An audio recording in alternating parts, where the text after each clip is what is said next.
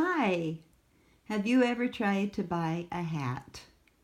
Sometimes it's not an easy thing to do, as we will find out when we read this book called A Hat So Simple by Jerry Smith.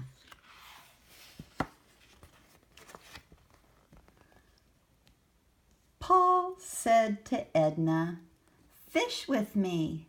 You'll find it very pleasant."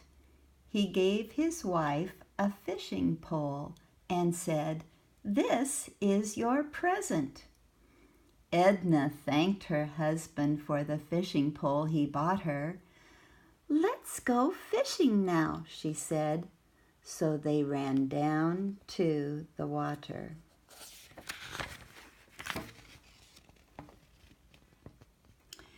While they sat there fishing, the time just seemed to fly. And soon the day got hotter as the sun rose in the sky. Edna turned to Paul and said, "The sun's too hot today. I need a hat upon my head, or soon I'll faint away."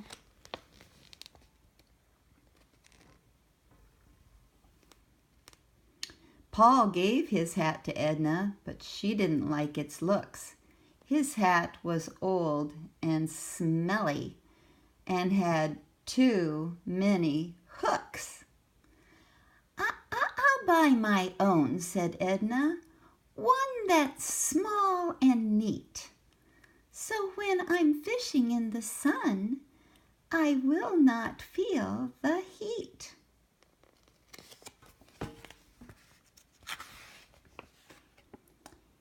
Edna went to buy a hat, while Paul fished from the shore. She crossed the bridge to town and found the store of Miss Labor. And there it is. See the word hats on the front of the store, and you can see some hats in the window.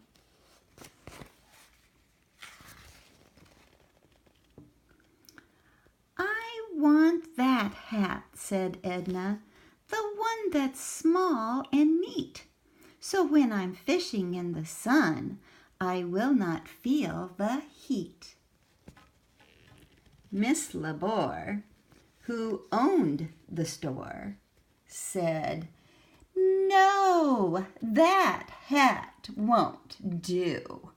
But try this big one on for size. I feel it's really you." She put a hat on Edna's head that nearly touched the floor, and Edna, without thinking, just paid and left the store. Does she look very happy about that hat? I don't think so either. Now, Edna wasn't certain about the hat she'd bought, so when she met two friends of hers, she asked them what they thought. Her friends, the Duckworth sisters, both liked to give advice. They liked to give advice so much, they sometimes gave it twice. The Duckworth sisters both agreed. Their comments were the same. "Your hat's not really big at all. It simply is too plain." Holly reached into her bag and from a stack of books took a satin bow and said, "Try this one on for looks." "Still too plain," said Dolly. "But look what I have got. A great big yellow daisy. Please excuse the pot."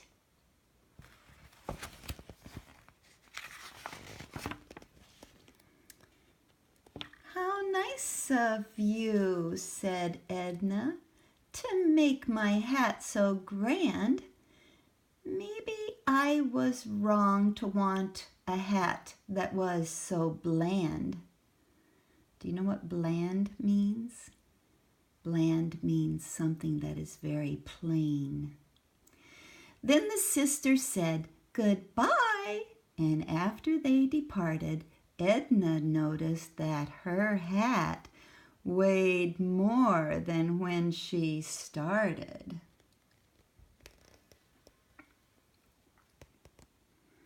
Edna turned and started home, walking with great care, when in the wood she saw two friends, Big Bert and Sarah Bear.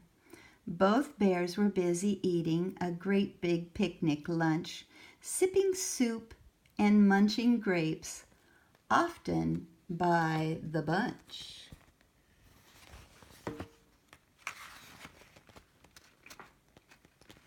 Edna pointed to the hat that flopped atop her head.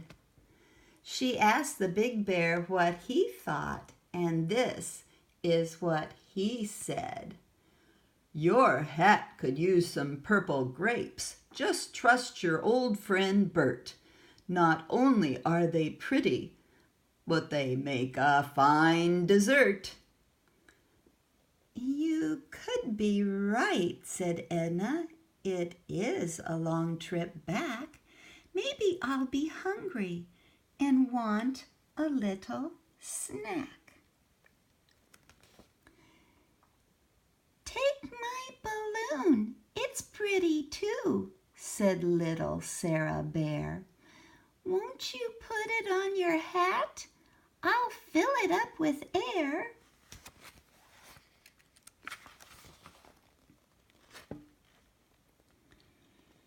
Edna thanked the friendly bears and wobbled down the road.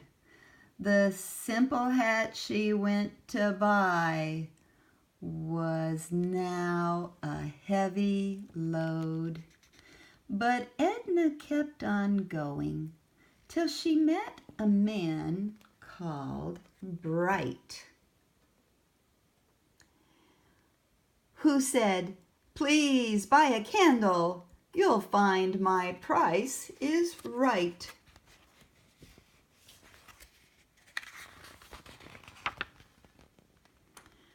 I don't need a candle, sir," said Edna. "Oh, yes you do," said Mr. Bright, "and I will tell you why. Your hat is fine in daytime, as long as there is light, but you will need this candle to light your way at night." "If it's needed," Edna said, "then I won't disagree. For now I'm not so certain what the best thing is for me." So with the candle on her hat and trying not to fall, Edna walked the best she could and hurried home to Paul.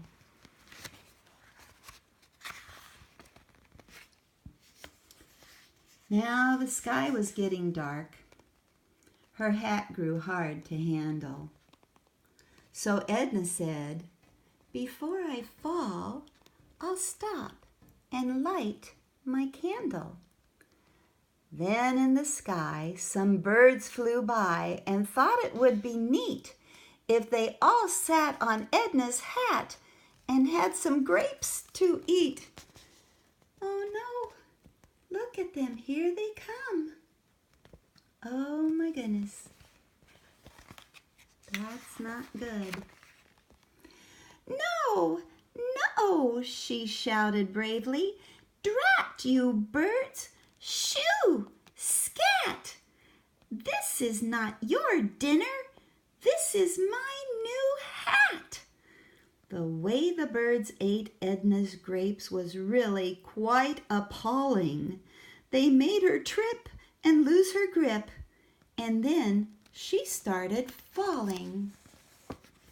Edna landed with a splash. With no one there to save her, she almost drowned, but then she found the gift that that Sarah gave her. Do you remember the balloon? The balloon kept Edna floating with her flower pot and all, but the current pulled her faster toward an awful waterfall. "Double drat!" cried Edna when she heard the water roar. "If this hat were smaller, I could swim to shore." The waterfall was closer now, so Edna gave a scream. Her frantic call was heard by Paul, still fishing in the stream.